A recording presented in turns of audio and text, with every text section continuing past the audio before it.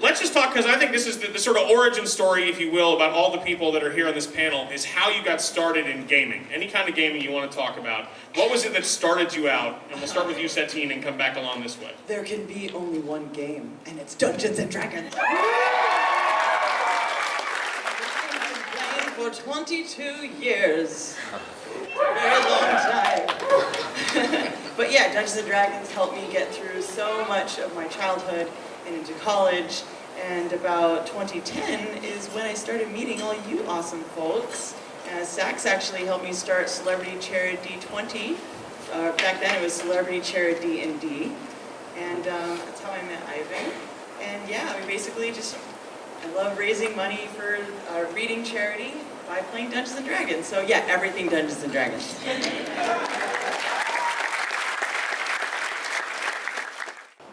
Now that being said, Dread is next level that. And I know I've taken a bunch of improv classes and that has helped, and I've taken a bunch of acting classes and that has helped. But at the end of the day, I think anybody who is submersed into a world of Ivan Van Norman who parts the curtain of reality and you're no longer there, you're literally in his stupid, effed up brain.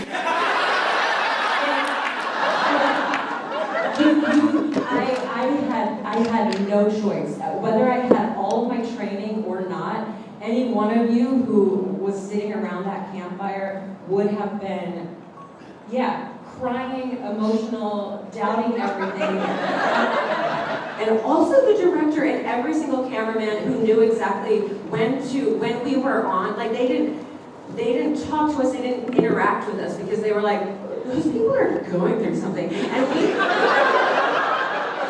we definitely took breaks. There were moments when we could connect as people, and everyone somehow knew the right social graces in this place that was totally uncharted territory. So the entire 13-hour experience was just a mind-blowing cluster of nerves. And I loved it. So I'm just saying that like there's normal, there's next level, which is streaming on Twitch with your best friends, and then there's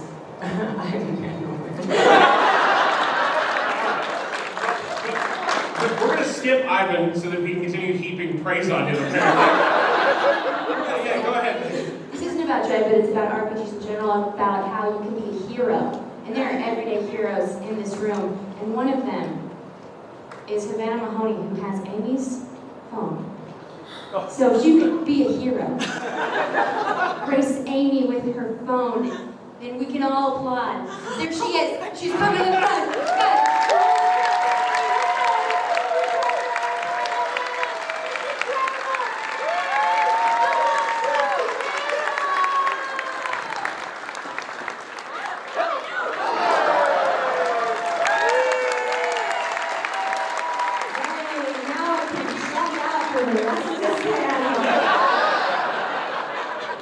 Satine, why don't you talk about Dread and that line that it crosses, etc. But I have a hero too.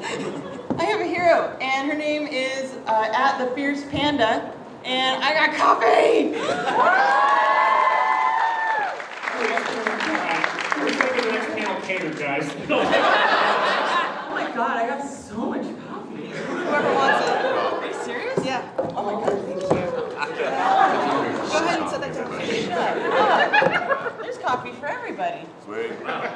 Oh, you're the best. You guys are the best. Oh, I'm just eating coffee.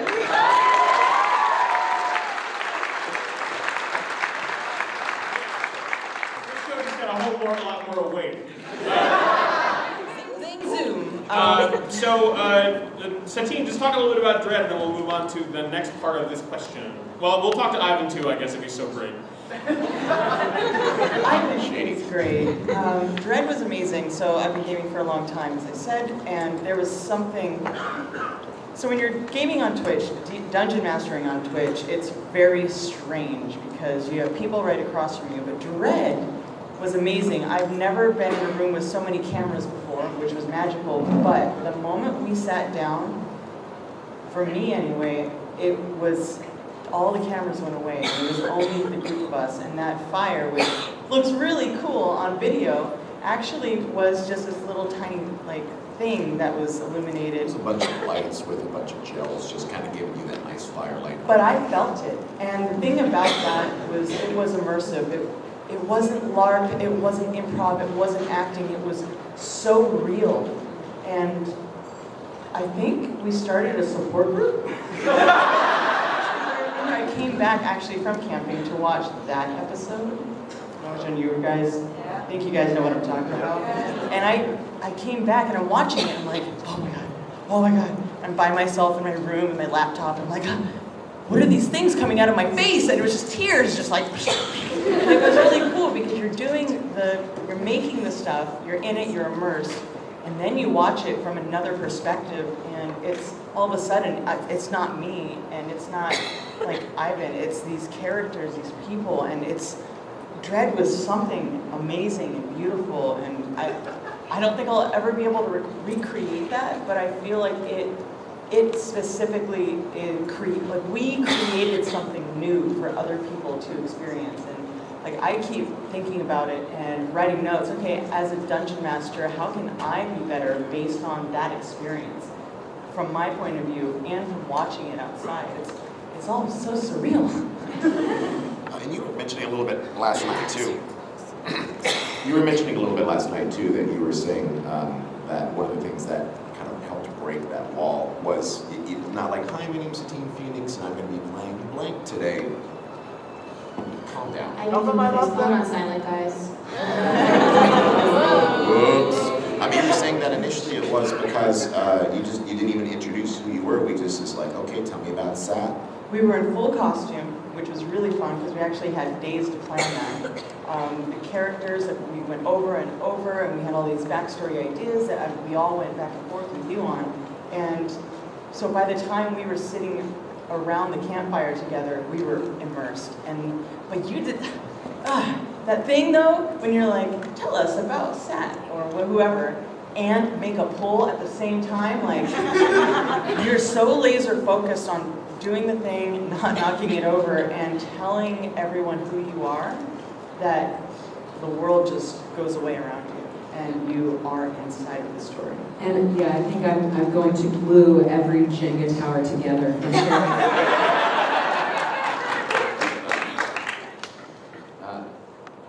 Wow. I don't even really know what to say, guys. That I never ever thought in my life I would ever win a game like that. And I have been anxious about other games more than I was anxious about Dread. And yet at the same time, it felt surprisingly.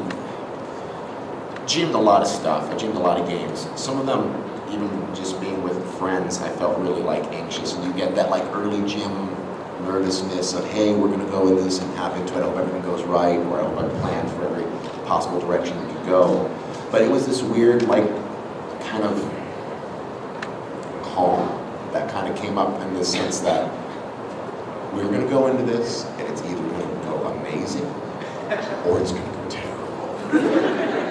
And the good news is that it was really a lightning in a bottle effect. Like, all of the people who came into it, they brought their A game, and like ABB is saying, it's just, there's a trust element. It's other ABB. Like OA said, there is a lot of trust that comes from when you bring a group of people together. And I had a lot of conversations, I had a lot of individual conversations with everyone preparing for the characters, not only for episode 0 on ITTD, but also episode 1. And I made it really clear, like, right off the bat, it's like, guys, I'm planning on doing some really miserable things to you.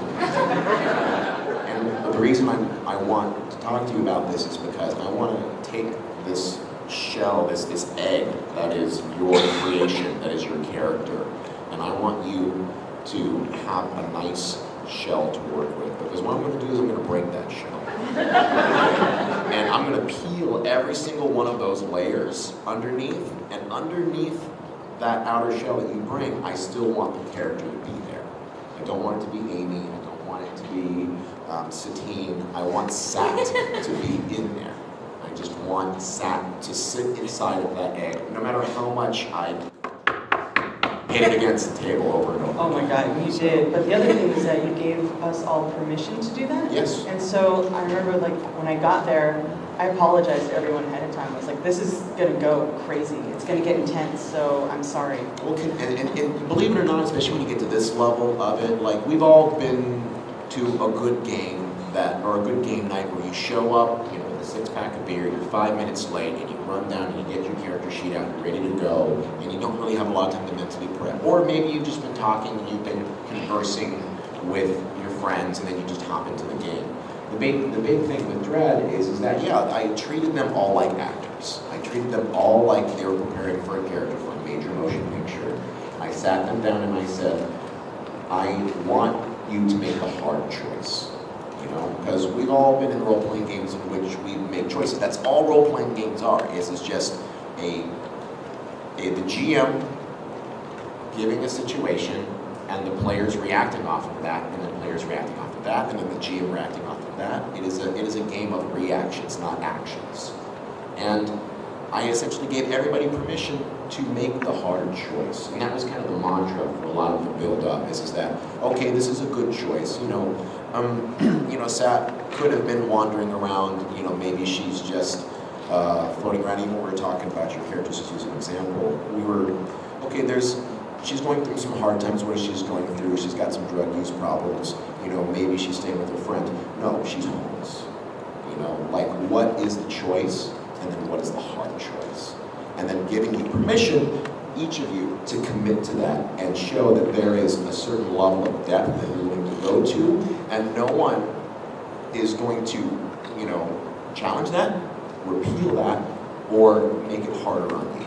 Because you're all so good to each other.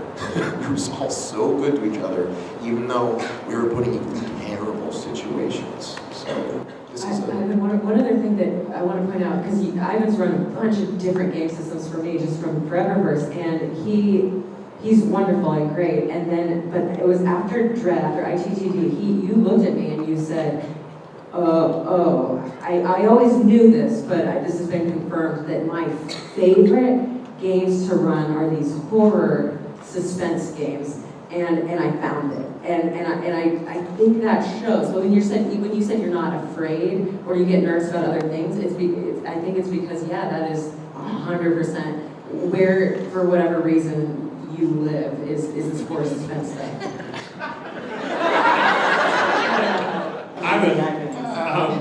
We can obviously talk all night about Dread, and while we're at it, why don't you tell them about the night you plan to talk about Dread? Yeah, so if none of you know, we actually just tweeted about it and put it out yesterday, but there is going to be a one-night only Q&A with the cast plus.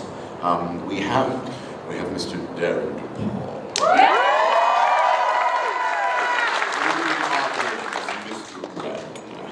Little known fact, by the way, he and I both wrote those openings together. Like, I wrote the first batch, and then he wrote the second batch, and then we all kind of, like, you know, played with ours a little bit. So he's good. So check that out. It's Tuesday night. It's going to be right after Talks Machina. There's going to be a lot going on. They're actually bringing down the co-creator of the Dread mechanic, Ebediah Radovich. We're flying him down to also be part of that panel so that he can talk about the mechanics as well too. And I have to say, of all the indie games out there, there's nothing more perfect for building natural suspense, like just the chemical dump that your brain gives you to make you nervous, like a Jenga tower. Like, it's so simple. It's just wood. It's just a stupid block of wood. It is not just wood. But it's like, for some reason, our like animalistic brain just looks at that. It's like, I want to fall over, don't fall over, don't do it, no. And it's perfect for breaking that initial wall. So that's Tuesday night, and it is on Alpha. And if you are not yet an Alpha subscriber and thus don't know what we've been talking about for the past 20 minutes, you can get your free 30-day trial and watch the ONO and the entire series on your first month if you want. Becca and Ivan, there are a lot of places where people will do like reviews of games or playthroughs of games. These tend to be like YouTube videos that are like shot and edited. You guys are picking up a game and playing it live in front of a live audience. Can you talk us through the struggles of that, and also, making sure Becca wins every time? Yeah, well, that's not playing it in advance. It's just a skill I have. Always know the rules ahead of time. There's one episode, don't look for it. It's no one knew the rules. It was read the rules. Yeah. But the important thing to remember is that you have to talk out your strategy or it gets really boring. So, as opposed to when you're playing your tabletop games at home and you're keeping all your secrets in your vest, like, oh, I'm saving up my ore and I'm waiting. I hope nobody rolls the robber. You have to describe exactly what you're doing so that something is being said because it's a show. So that definitely changes the gameplay, and it makes it more about having fun than about winning, although it is all about winning. No, I mean, at this point we played like over 250 games on that show over the course of the 2 years, and and we've had that many guest times too. So a lot of it as well is just finding new people that we want to introduce and bring into it, and the guest element is so different. It obviously makes the show fresh because we can bring in new perspectives. It's not just Becca and I talking about the same thing every single week. That's cool too. It's fun. That's why actually whenever we do our solo episodes, that's always really satisfying. So, but yeah, it's like we're producing a show. There is an amount of content that we need to showcase. Board gaming and obviously tabletop is the king of this. They make a really great presentation of the game, and the people are all very interesting and have good things to say. And we just try to do that in a live environment every single week. And it's actually got to the point where it's really satisfying, to the point of where we come in and we have. It's so. I like playing games with you, Becca. Stop! I think it's important to remember best game in all Mother Russia. Yes. That is when you roll dice and drink vodka while playing another board game. Potato water. I want to say something about Get the Game. That was the first show I was on Geek and Sundry ever. That's why, I attribute my even connection to that Geek and Sundry to Ivan and Becca. And I will say that all of you guys, they were like, I was so nervous. I hadn't been on the internet a whole lot, and they were like, and I was like, oh my gosh, everyone's gonna call me fat and ugly. And they were like, oh no, our chat's really nice. And I was like, oh my gosh, I'm a woman on the internet. Apparently it's terrible. And I jump in, and everyone, and I think I said like, oh, I'm pretty nervous. And all of you guys were like, no, do not be nervous. We love you. We love you so much. We love everything.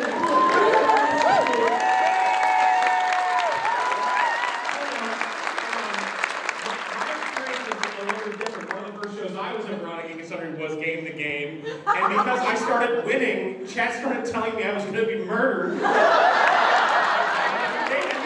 They didn't take the time to explain it was the running gag that Becca would murder me. They just said, you're going to die. All the American people are really, really fair. I literally write a book about the inside jokes that have come out of Game the Game. So you guys can use a book about you guys are all two-faced, and thank you so much for your personality. I just want to add that everything you've heard about being a woman on the internet is true, but not here. Yep. Yeah, and While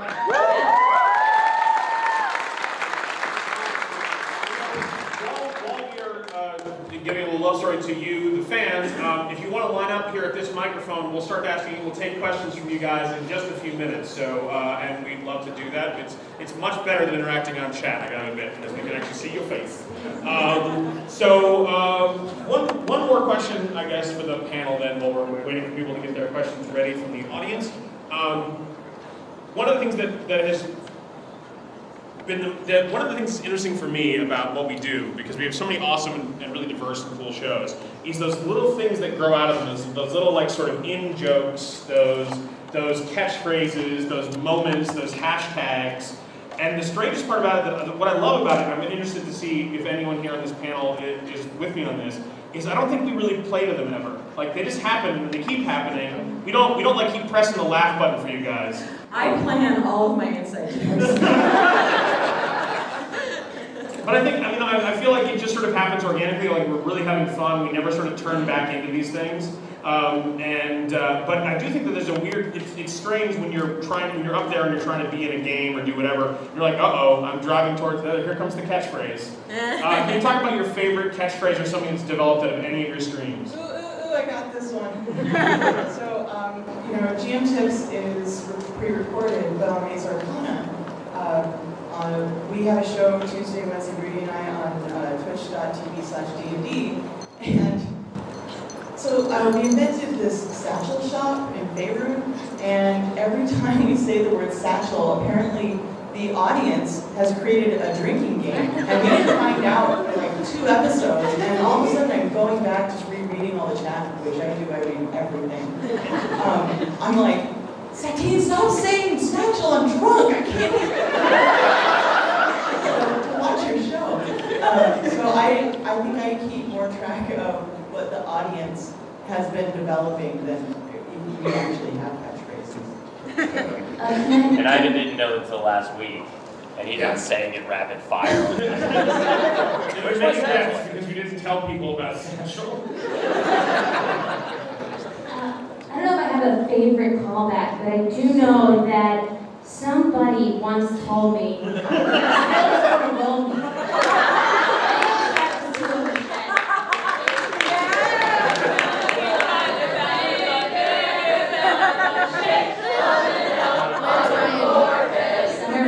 Ryan is sitting there. And I'll tell him this happened, and he'll be very sad. Ivan, you got one? Oh God, there's so many. Like, it's kind of, I feel like it's the same as when people ask me what my favorite game is, and the answer is always the last one I played. You know, but it's like, what's the best inside joke? Well, The one that started Moosh Nooks. Whoa, there it is. Glory of Moosh Nooks. A tasty one, the bringer of sweets. When I was little, I used to like just take letters together and put them together to make fun names. That was just like a casual hobby I did. I don't want to play Scrabble with you. I did terrible Scrabble so bad because of that. I had a rat named Allan at one point. It was like, so just seeing, like, it was satisfying to see Ushnukes more phonetically spelled out than it was to say it, because just seeing U-S-H-N-U-X together, it was like a satisfying, oh, these are fun sounds. Now there's a whole like article about the Pantheon, and like we've gotten to the point of where there's like who's sleeping with who to make who. We also had a huge feast. We spent a lot of money to do a gigantic feast That was my where we favorite. all picked out on your show. And I even wore a tux. You rented that tux. I did. On my own money, I rented that tux because if I'm gonna lose, I'm gonna lose in style.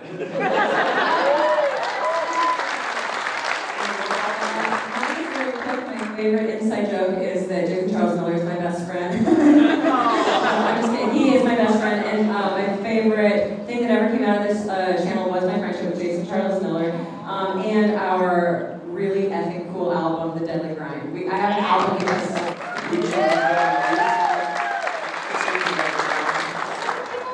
All right, go for it, Amy. Yeah, shoot, I don't know how to choose. There have been so many. I think my favorite is that Steph Woodburn is probably going to murder everybody on Minds Press. Send us to Seattle. And the runner-up has to be a bunch of Eric Campbell originals. I think every time he says massive and then gets self-conscious about it, which he does off-stream, anytime he says the word, he gets this look on his face. And now every time Sam says it, they say, massive, yes, Jody, massive. So that's just for the TBD fans out there. But that's dear to me. Thank you for making drinking soda happen as well, TBD fans. We were not ready for that. I will say my favorite are all things from Dick and Johnson that Hector and Keller have decided are catchphrases by themselves. Like, the show starts with Hector saying to Keller, Johnson, get in here. He just does it every week. He does, I don't know why. Yelling at every NPC who sent you. All that stuff is all from them. Really, they're just trolling me, and I like it. So, all right, let's get to your questions. So tell us your name and your question, and we've got a lot of you in about 15 minutes, so we're going to have to go pretty quick. What you got? Hi, my name is Deb. Actually, the Ushnukes. The Ushnukes kind of leads into my question. Since it's sagas plural of Sundry, would you be doing Dread all the time, or would you be like Call of Cthulhuing it? Everybody get down!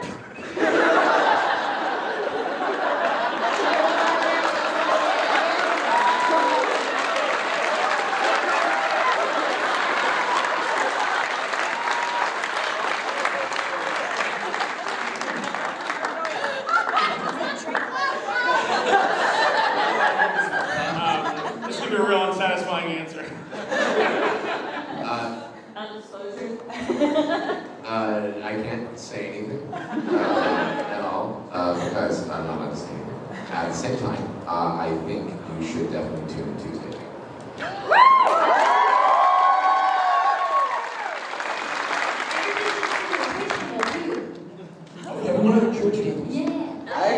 I don't have a Twitch. I'm an alpha subscriber.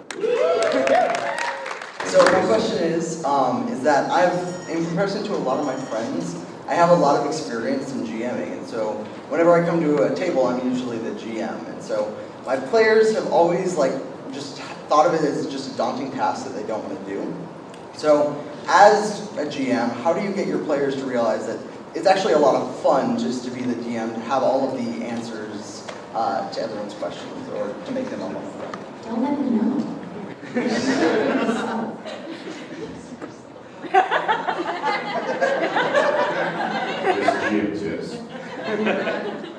Yeah, just smile and play with them. They'll see that you're having a good time when you're having a good time.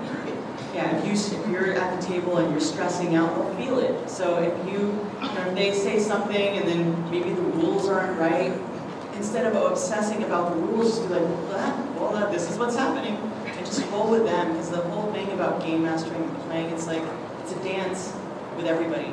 So just keep that smile on your face. That's the same. Even when you kill them. This as well too, especially just everything in general. If you want to introduce something to someone you love, is just be really nurturing about it. I remember the first couple times I played Warhammer, and it was I had a really good teacher who sat and played the game with me. He curated the perfect experience. Just didn't wipe you off the board, allowed you to make good choices so it felt satisfying to play your army, and that got me into the hobby. So it's the same thing with RPGs. Just make a glorifying, positive experience to that. I think one other thing you could do is sit with them for even an hour and walk them through at least the beginning of the prep. Because the prep is the most daunting part. You're like, how do I even prepare for this? And then once they realize, you kind of prepare, then you make the rest of it up. then that actually becomes very clear within an hour, just sitting with them and being like, well, where do you want to? You just asking questions. All right, man. Next question, please. Thank you. Hi, I'm Sabina, also known as Phoenix Melody. You've seen my Kaden cosplay, so... Oh my gosh,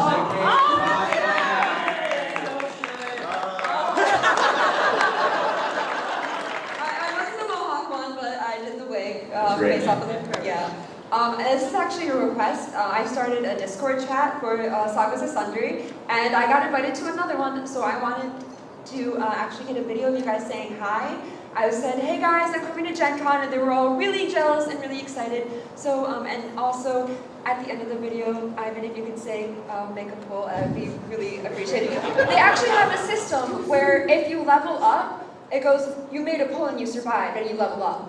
And then if somebody leaves the chat, it goes, oh, the tower fell. It's really amazing. Then we have gifts, we have emoji cons of all of you guys, and the tower fall, and the go, it's amazing. So I think everybody would really appreciate it. Sure. So let me just bring up my What is your camera. Discord call? Is there a name we should be? Yeah, it's mine is it's just a camping trip. And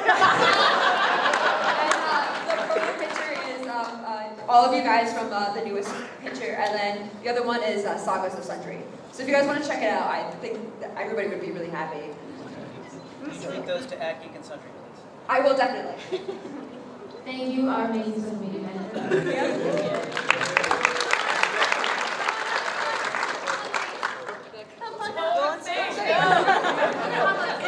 Hop on stage? Yeah. I'm an actress, so I'm totally Make a poll. Okay, so, and recording. Hello! Wait, am I talking to both Discords? Both Discords. Hi, Sagas of Sundry, and it's just a camping trip. This sounds amazing. Thank you so much for watching. And hashtag Darby was right. Alright, other Amy. Hi, it's just a camping trip and Sagas of Sundry. As you can see, that show was the first time anyone had seen my forehead in a long time, and I leaned in. Sad.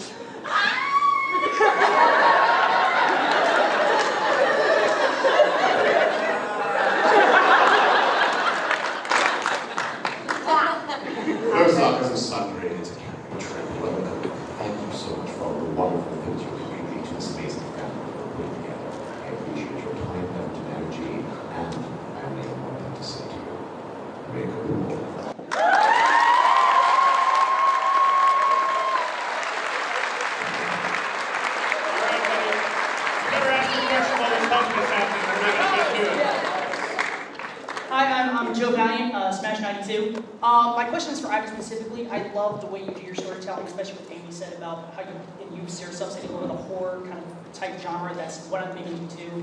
When you're writing the Dread storyline for the actual show, what went into it? Like, what types of using through it? What were you trying to think when you were trying to say, how do I want to kill these characters? The character usually comes as a result of what the setting that you're putting into it. But definitely building a good horror setting is just like making a good horror movie. It's all about the monster, or it's all about what the creature is. And I have a pretty strict guideline of like creep versus threat, and you try to find a perfect balance of, and you can't always just have one. Because the greatest stories, it's never just, like even in Alien, which is a thing that I always pull from all the time because it's so good. It's like, there's not just the xenomorph that's scary in that movie. The setting is a horror. It's high creep, low threat. It's not killing people like the xenomorph is, but it's setting a tone. So just always thinking about setting, always thinking about the monsters, and always thinking about balancing that atmosphere versus threat is really the best way to put it. Question, and since you referenced a couple other things that inspire you to be creepy and horrific, like movies like that? Event Horizon. It's actually a lot of thrillers, like even Predator, which isn't a traditional horror by any sense, but God, that movie just makes you so nervous about every single one. Because thriller and horror are like, they're right next to each other, in my opinion. For me, they'll always be. We actually went over this on the last Jam Tips that you did. What else did I say? Well, it's all about how amazing you are in suspense, so if you want to know more. All right, we're gonna do like rapid fire time. So ask your question. We'll try and answer it as soon as we can. I want to get through this whole line before we're done. Go ahead. My name is Chris. I'm an Alpha subscriber, and I was wondering about the types of shows you guys produce. I mean, you have everything from GM Chips and Wednesday Club to, you know, Dread. Sorry, I'm a little nervous. But like, what is it about like trusting the audience enough to everyone's going to find their voice, and you know, people belong to like different types of shows on the same station? That's what I was kind of curious about. I'll take that one, actually. I think as one of the producers for the channel, one of the things we really try to do is just sort of make sure we're making content for everybody and try not to sort of live exclusively in like one bucket or another. And I think that, you know, we worry sometimes about things like RPG fatigue. I'm pretty sure that doesn't exist. But we want to make sure we're making content for all the types of people. So we want to be doing Vast at the same time that we're doing Sagas of Sundry Dread, because we want to be giving both audiences what they want. But we also want to be doing stuff like teaching people improv and a lot of the other great things that are happening on the Nerdist side of Alpha. And the same is true of Twitch. Like we know our audience is out there, and we know that if we make good content, they'll come to that. And we have the advantage of shows like Critical Role that, you know, whose milkshake brings all of you here.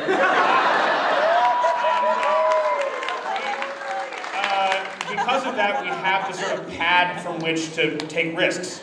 And shows like Shield of Tomorrow would not have existed without the ability to know that we have enough of you around that will check out whatever we put up there that will hopefully get an audience for something. And if it doesn't work, it doesn't work, and that's really hard. But the times that it does, it's amazing, and especially with this latest crop of shows on both Alpha and Twitch, I gotta say, I think we're really starting to hit our stride, and I'm glad you're all along with us. And bring some friends, because it's only going to get better from here. We've been lucky. I've been around Geek Sundry for a while now, and we've been very lucky in our collaborators. But I would like a huge round of applause for Carr.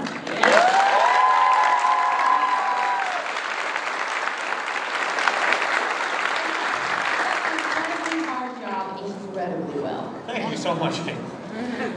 Still the best thing I ever did was like, Amy, do you want 5 more shows? I'm a little biased. What do you got for us? Hi, I'm Maggie. I'm Miss Sunflower 94 on Twitch and Twitter. Hello, Doctor. I had a question. I just joined my first D&D campaign. From LA up there about having a theater background and acting background. I have none of that. So if anybody else has any tips for getting over that and how to role play, and also really quick, if I'm building Geek and Sundry for my dread therapy, should I send that to the regular PO box or? I'm the You should also read your Alpha terms of service. So you were a kid once. Go there. Still am a bit. Go there. Like, you don't need to be an actor, you don't need improv, you don't need accents. God knows I'm terrible at them. But you just tap into that little kid that used to play and just talk to your friends as other characters. That's all you need. All kids are actors. Some of us get embarrassed about it, and some of us get embarrassed about it and do it anyway.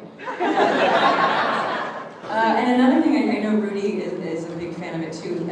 Say I. Just use the first person pronoun, and that'll take you a long way. Because I'm the one holding the battle axe, and I'm the one facing the monster in the eye. So that's a real quick kind of snap in your brain to drop you right in that world. You can also you can educate yourself by also talking out what your motivations are, but whether you're saying them out loud in character or not. I mean, like, I really want to make this happen because, like, I need my friend to be safe. Suddenly you're realizing the character choices you're making, and that's basically the first step towards acting the character out in every possible way. So.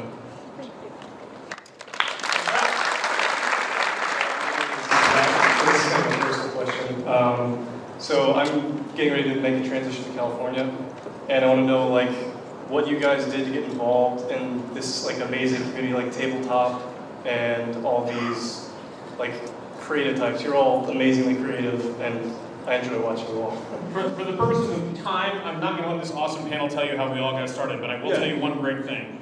Start going to the big gaming stores in Los Angeles, California, or anywhere in LA or in that area there. You'll see people like us there. You'll see people like in the industry there. You'll see people who you recognize from television there playing these games. This community that gets involved with that is just basically the geeks of LA. Like, there's nothing, Go to Meltdown, go to Golden Apple, go to Green Ronin.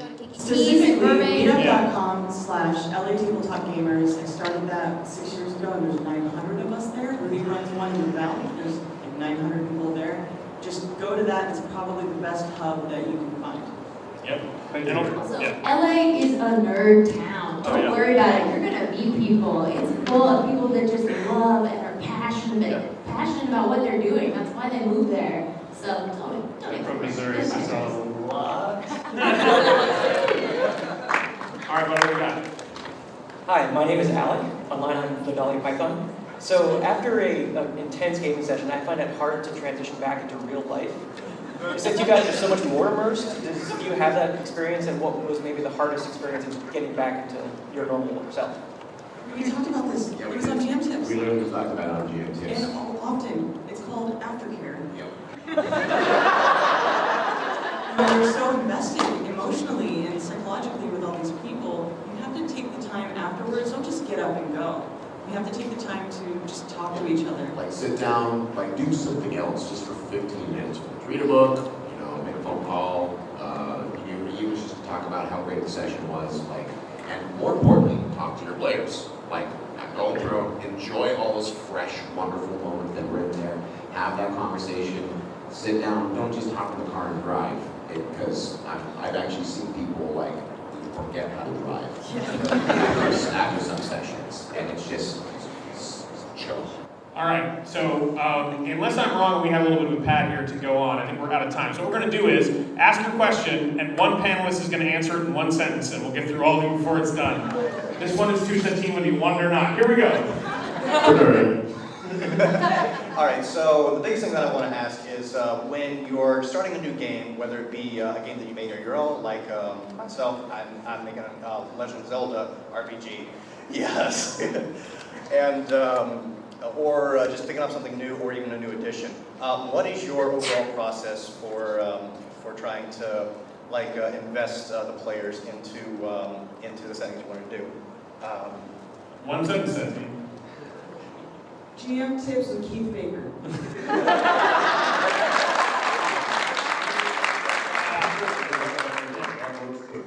Also, Keith Baker's website will do a lot of the work too. All right, what do you got, buddy? Hi, I'm Nate. I was wondering, what is your most memorable character you've ever played from, like, any RPG ever? Let's go. It should be yours, Ivan. Do you want it? Sure, I'll take it. I had a Kenku cleric named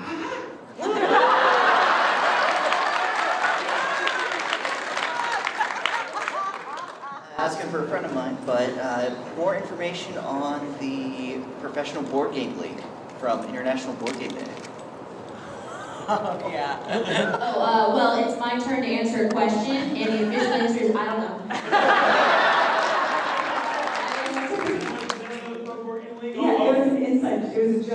Yeah. But you can buy the shirt on Think Geek, I think, still. All right. Hi, I'm the fierce Branda. You guys are doing so much content and going in so many different directions. When can we expect a Geek Sundry convention, and what do we have to do to help you guys get it?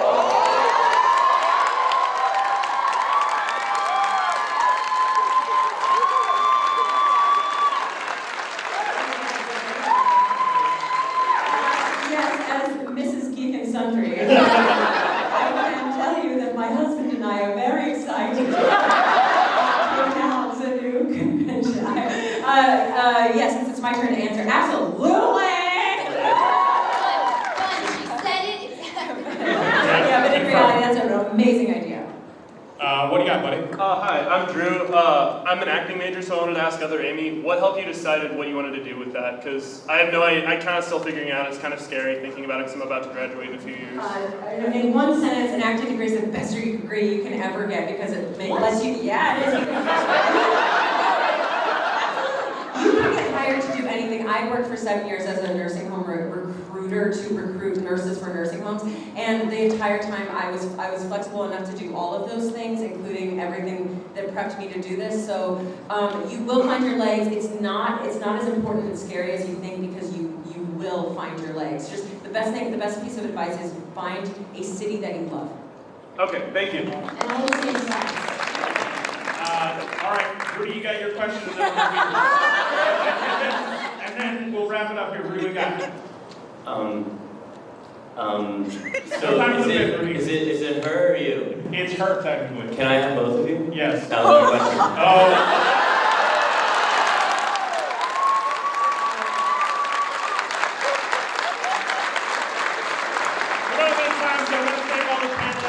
All of you for being wonderful fans of Geek and Sundry. I want to thank everyone involved for this entire process. Hopefully some of you are going to go see the Talks Machina panel today.